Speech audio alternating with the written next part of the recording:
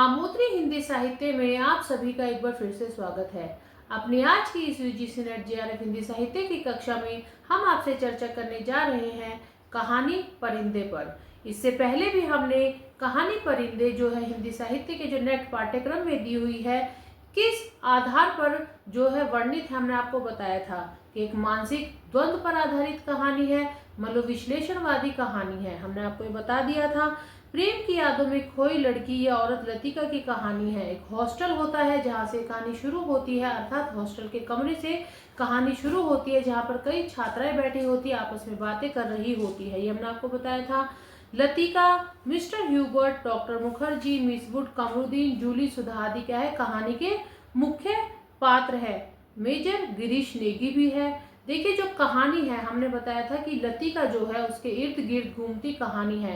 एक ऐसी औरत की कहानी है जो एक अधूरे प्रेम से ग्रस्त है, जिसके कारण उसका जो मानसिक संतुलन है वो बिगड़ा हुआ है।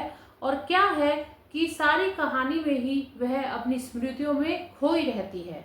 तो चलिए, पहले पार्ट में हमने आपको बताया था, जो पहला भाग था, कि जो कहानी है उसमें लतिका है वो क्या क्या करती है। हमने आपको बताया गर्ल्स हॉस्टल में जाती है, वहाँ पे लड़कियों से पूछताछ करती है। स्कूल का आखिरी दिन होता है, छुट्टियां पड़ने वाली होती हैं, लड़की अपने अपने घर जाने वाली होती है। उस पर क्या है कहानी आगे बढ़ती है। वहाँ पे एक सरमन होता है, फादर एलमंड का सरमन होता है, और मिस वुड होती है जो प्रिंसिपल होती है स्कूल की। इनके इर्द गिर्द सारी कहानी घूमती है। लतिका क्या होती है कि अपनी स्मृतियों में खोई रहती है। मिस्टर ह्यूबर्ट जो है लतिका पर फिदा होते हैं, किंतु लतिका उनके प्रेम को क्या है स्वीकार नहीं कर पाती, क्योंकि आज भी वह गिरीश नेगी से ही प्यार करती है। फिर एक सीन आता है जिसमें वो छत पे पार्टी करते हैं। मिस्टर ह्यूबर्ट और डॉक्टर मुखर्जी और लतिका आपस में बातें करते हैं, किंतु क्या होता है कोई भी हल नहीं निकलता। फादर एलमंड का क्या है सरमन ऑफ द ग्राउंड जो है वो हर बार करते हैं, जिससे कि सारे अध्यापक ऊब चुके हैं कि हर बार छुट्टियां पड़ने से पहले इस फॉर्मेलिटी का क्या है जरूरत होती है। ऐसे ही पिकनिक का एक सीन होता है जिसमें छात्रा जाती है पिकनिक पर।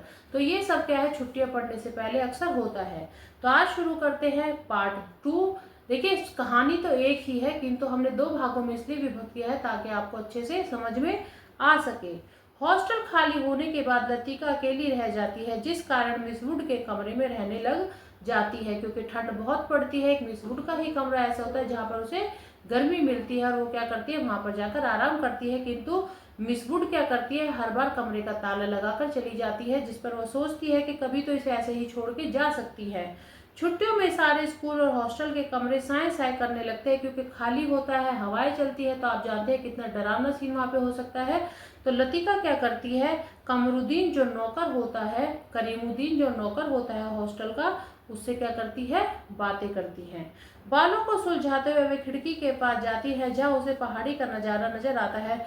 हर डायलॉग को हमने यहाँ पर नहीं लिया है, क्योंकि वो तो पूरी कहानी ही हो जाएगी। कहानी का सार हमने आपको बता दिया है, स्मार्टली आपको पढ़ना है। एक एक डायलॉग यहाँ पे अगर बताएंगे, संवाद आपको बताएंगे, तो आप ऊब जाएंगे। एक स्मार्ट स्टडीज होती है। देखिए आगे बढ़ने के लिए हमेशा स्मार्टली हमें वर्क करना पड़ता है।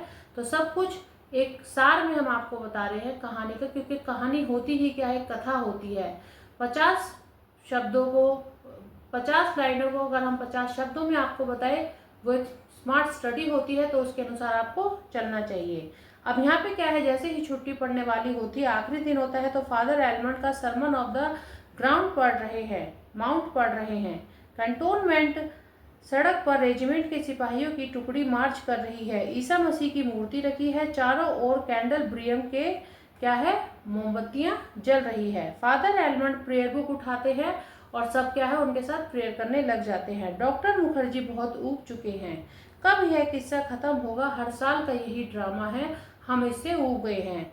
हिम नंबर 117 पुस्तकें खोलते हैं। छात्राएं भी फादर एलमंड के साथ पुस्तकें खोलती हैं, और क्या है इस प्रकार कहानी आगे बढ़ती है। ह्यूबर्ट क्या है इस बार केयोर में क्या है पार्टिसिपेट करता है, जिसमें क्या है उसे पियानो बजाना होता है। मुखर्जी लतिका के मध्य फिर ह्यूबर्ट को लेकर यहाँ पे वार्तालाप चलने लगती है। लीड कांडली लाइट की एक आवाज, पहाड़ी का एक दृश्य आता है। लतिका के मन में स्मृति जाग उठी।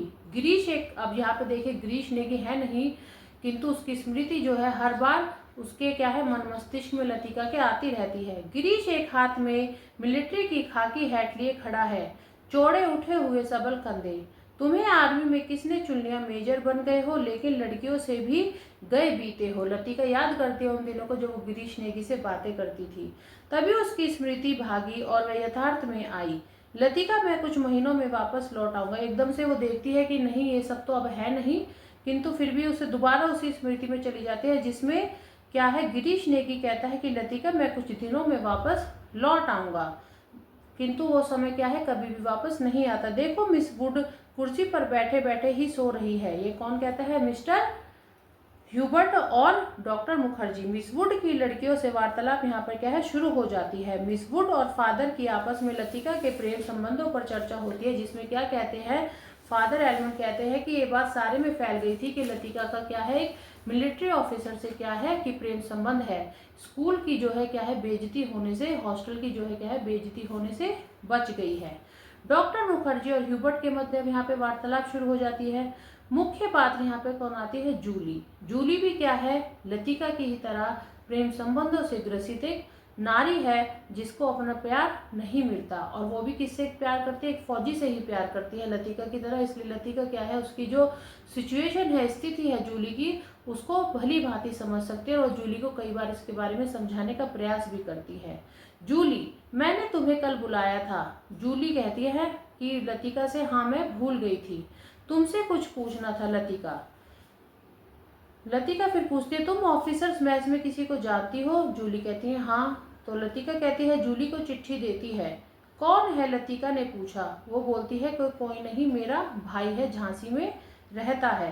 लतिका कहती है, तुम इस समय मुझे बिल्कुल भी पागल नहीं बना सकती। मैं जानती हूँ वह तुम्हारा कोई भाई वाई नहीं है, वह तुम्हारा प्रेमी है। वह कहती है कि तुम अभी बहुत छोटी हो इन कामों के लिए, पहले पढ़ाई पर ध्यान दो, ये सब चीज़ें क्या है बाद की होती है। और फिर कहती है जाओ, लतिका कहती है जूली से, जाओ छुट्टियों के बाद मैं तुमसे बात करूंगी। लतिका फिर से गिरीश नेगी की स्मृति में चली जाती है। अब यहाँ पे क्या होता है, जो पिकनिक चल रही होती है, तो पिकनिक का क्या है, अब सामान बटोरा जाने लगा। सब पहाड़ों की ओर, हॉस्टल की ओर चल पड़े। डॉक्टर मुखर्जी और लतिका के मध्य वार्तालाप यहाँ पर शुरू हो जाती है चलते चलते, और सब क्या है, हॉस्टल में वापस आ जाते हैं। करीमुद्दीन ने उड़ती हुई निगाह से लतिका को देखा, फिर अपने काम में जुट गया। पिकनिक कैसी रही मेम साहब। अब यहाँ पे करीमुद्दीन क्या पूछता है लतिका से कि मैम साहब पिकनिक कैसी रही, क्योंकि वह पिकनिक पे नहीं गया था। लतिका पूछती है फिर करीमुद्दीन से, तुम क्यों नहीं आए। लतिका, मुखर्जी और ह्यूबर्ट के मध्य क्या है, यहाँ पे वार्तालाप चलने लग जाती है, और जो अंत का दृश्य वो खत्म होता है किससे, जूली और लतिका से। एक बार अंत का पैराग्राफ हम आपके लिए पढ़ देते हैं, जिससे कि कहानी बिल्कुल आपके लिए क्लियर हो जाए। लतिका ने लैंप उठाया और अपने कमरे की ओर जाने लगी। कॉरिडोर में चलते हुए उसने देखा जूली के कमरे में प्रकाश की एक पतली रेखा दरवाजे के बाहर खींच आई है। लतिका को कुछ याद आया। वह कुछ क्षणों तक सांस रोके जूली के कमरे के बाहर खड़ी रही। कुछ देर बाद उसने दरवाजा खटखटाया, भीतर से कोई आवाज नहीं आई। लतिका ने दबे हाथों से हल्का सा धक्का दिया, दरवाजा खुल गया। जूली लैंप बुझाना भूल गई थी। लतिका धीरे धीरे दबे पांव जूली के पलंग के पास आई। जूली का सोता हुआ चेहरा लैंप के फीके आलोक में पीला सा दिख रहा था। लतिका ने जब अपनी जेब से वह नीला लिफाफा निकाला तो उसे धीरे से जूली के तकिए के नीचे दबाकर रख दिया। देखिए यहाँ पे जो चिट्ठी होती है उसको वापस वो जूली के तकिए के नीचे रख देती है। जूली भी एक ऐसी ही लड़की है जो इस समय किशोर अवस्था में है और एक फौजी से प्रेम कर बैठती है, और इसलिए क्या है, अधूरी है। लतिका के इर्द गिर्द घूमती सारी कहानी है, एक प्यार की कहानी है जो मानसिक द्वंद्व पर पहुंच जाती है, क्योंकि प्यार क्या है, अधूरा रह जाता है।